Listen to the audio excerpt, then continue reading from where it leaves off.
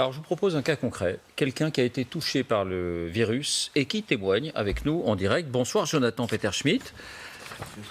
Vous êtes médecin, donc atteint du coronavirus. Vous avez 35 ans, vous êtes marié, vous avez 4 enfants. Alors, vous avez participé au rassemblement évangélique de l'église de la Porte Ouverte à la fin du mois de février, dans la région de Mulhouse.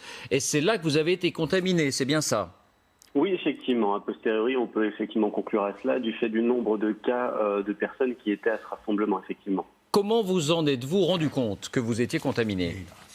Alors, concours de circonstances, simplement parce que la semaine précédente, j'ai été, j'ai été moi-même, je me suis senti malade la semaine suivante la rencontre, et c'était vraiment des symptômes qui étaient peu alarmants à mon niveau. Hein. C'était vraiment des symptômes d'une virose de saison, mais comme j'ai eu vent de manière indirecte de certains cas peut-être qui avaient été décrits dans le Haut-Rhin, j'ai préféré me signaler et voir avec l'ARS ce qu'il convenait de faire, et c'est par ce biais-là qu'on a décidé que par principe de précaution avant de reprendre la consultation, il était plus intéressant de faire d'abord un dépistage.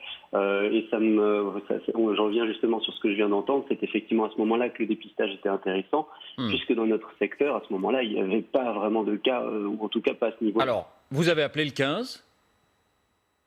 Pour ma part, j'ai contacté d'abord les personnes que je connaissais déjà à l'ARS et qui m'ont... à l'Agence régionale de santé ?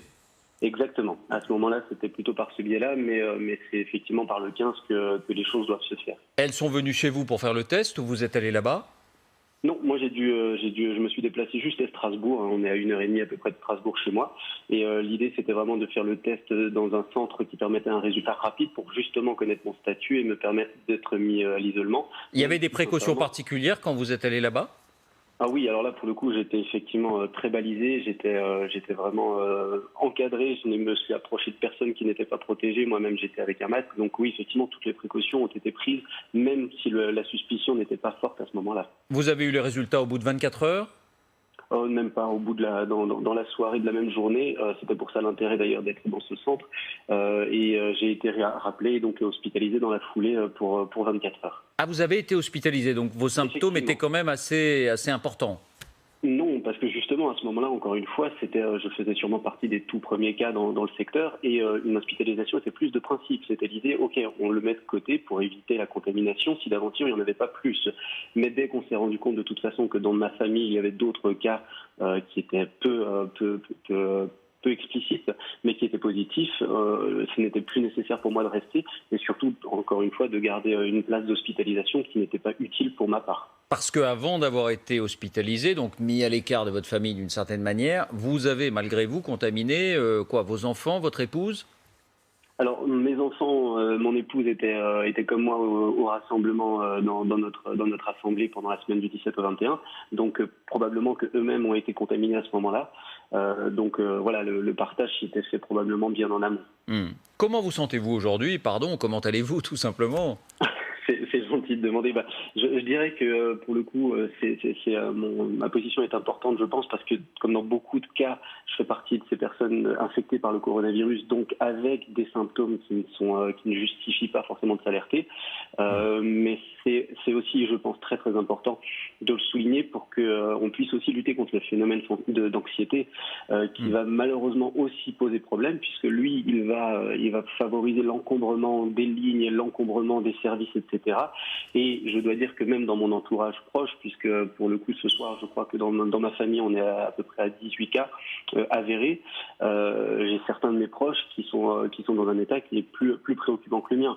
Et c'est pour ça que j'insiste beaucoup, les personnes à mes yeux qui ne sont pas symptomatiques ou peu symptomatiques doivent justement protéger les autres pour permettre à ceux qui seraient plus atteints de pouvoir être pris en charge. À quoi ressemble votre vie quotidienne ? Donc vous restez chez vous ? Vous ne sortez pas ? Exactement, c'est vraiment confinement, 4 enfants à la maison qui, même si ils sont porteurs du virus, sont en extrêmement grande forme. Et voilà, je ne peux que me réjouir, c'est vrai pour mon cas particulier, celui de ma famille, puisque effectivement là pour le coup, on doit s'occuper comme on peut. C'est parfois un peu laborieux de garder des enfants de cet âge-là, puisqu'ils sont tout petits, entre 7 et 1 an, occupés. Mais voilà, dans la maison, il n'y a pas franchement de grand changement dans notre fonctionnement. Quelqu'un fait des courses pour vous ?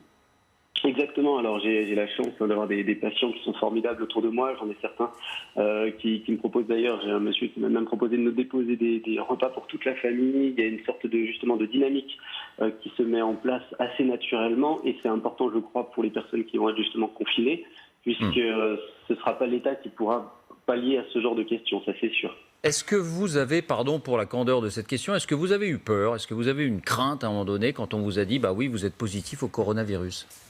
Alors, je dois dire non, sincèrement, j'ai été surpris, puisque vraiment, au moment où, tant le rassemblement que le dépistage a été fait, on était vraiment dans une phase où, dans notre secteur, il n'était pas du tout question d'avoir d'inquiétude. Donc, j'étais d'abord surpris, mais probablement, peut-être par mon recul médical, je n'étais pas du tout inquiet, puisque je ne présentais aucun facteur de risque, ou surtout, je n'avais aucun symptôme qui ne me pousse à l'inquiétude, ni moi, ni les membres de ma famille.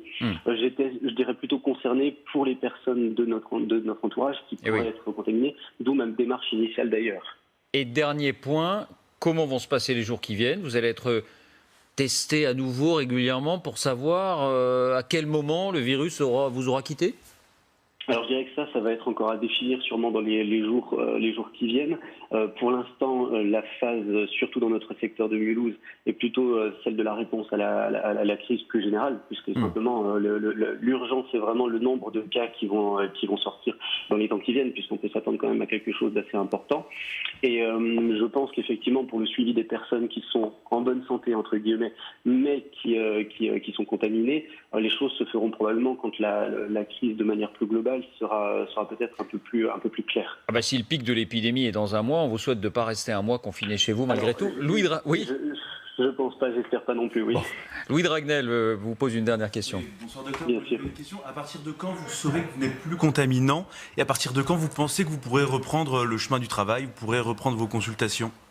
Alors de toute façon, oui, effectivement, c'est un petit peu le sens de ma réponse, c'est de dire que je ne prendrai moi bien sûr l'ouverture du cabinet, je ne le ferai qu'à partir du moment où il y aura une certitude.